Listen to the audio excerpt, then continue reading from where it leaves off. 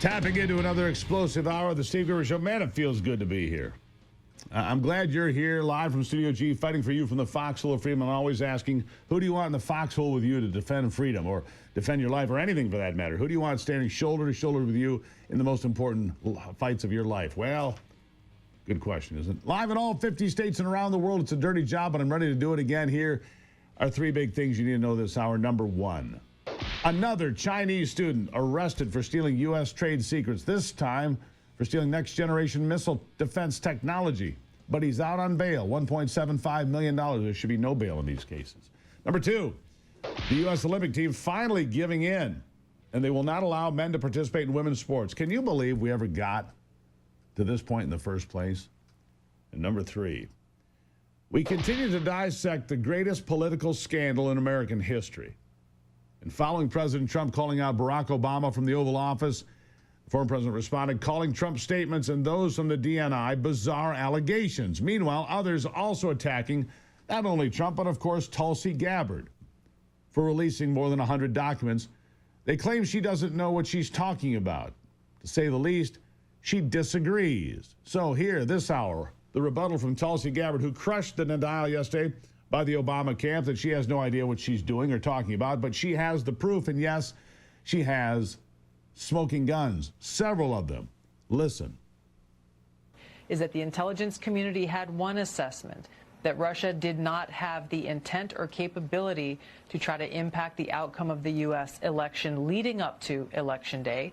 The same assessment was made after Donald Trump was elected by the American people as president in 2016, defeating Hillary Clinton. And it wasn't until after that pulled President's Daily Brief document that you referenced that the Principals Committee was called in the National Security Council, and President Obama then directed Obama's DNI James Clapper to lead the effort to create this new intelligence community assessment that detailed not if, but how Moscow attempted to influence the outcome of the U.S. election. So, yeah, not when or if, but how they did it. Then she hits them with the undeniable fact. You see, this is the thing. The documents that we've always known. We've always known that this was going on. Last hour, we heard from Mark Levin, who called this out in early 2017, the coup against Donald Trump, the backroom dirty deals, Clapper, Brennan, McCabe, Nellie Orr. Don't forget how she connects in all of this, and all of these people. Vindman, all of these people interconnected, trying to destroy Donald Trump's presidency and make sure he never got elected again. Now, they rigged the 2016 election and failed. They rigged the 2020 election and succeeded. They rigged the 2024 election and failed. And it wasn't the Russians, my friends. All evidence points to the Chinese being involved in trying to undermine it, and not with the computers, with mass mail-in ballots. Again, I point you to the 20,000 fake driver's licenses manufactured in China and caught at O'Hare International Airport August of 2020. You cannot separate that from this entire conversation of how all these things were going on simultaneously. Let's get back to Tulsi Gabbard. Here she is.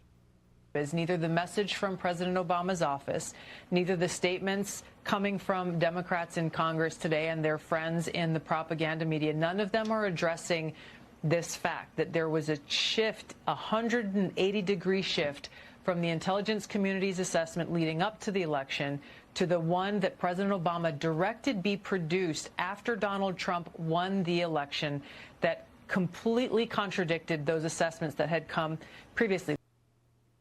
Completely contradicting everything they knew.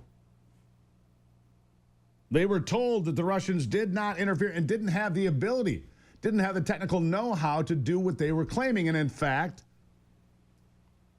they had intelligence saying exactly that. The Russians didn't have the ability or the capability or the technology. And yet, on the 9th of December, they all gathered in the Situation Room, led by Obama, to turn that 180 degrees around and sell to the American people this false narrative. That's right. Now, the closing argument from Tulsi Gabbard. Let her wrap it up for you. Here it is.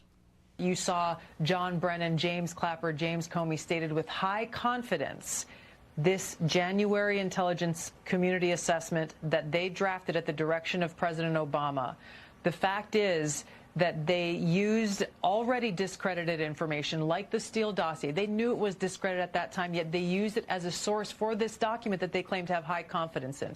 They used intelligence that some of these intelligence community professionals rejected previously because of the lack of credibility and the lack of the ability to vet with any kind of confidence whether or not that information or intelligence was accurate and could be used for an assessment.